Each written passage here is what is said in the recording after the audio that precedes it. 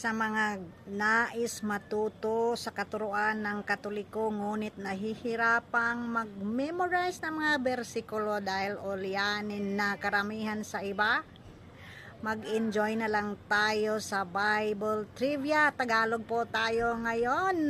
Ito po ay natutunan ko kay Father Nelson sa Sayangan, Benguet.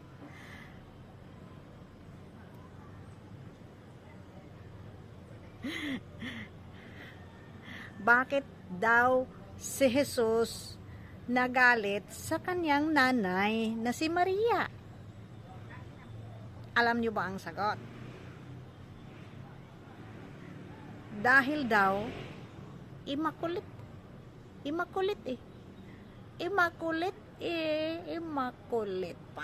immaculate pala si Maria.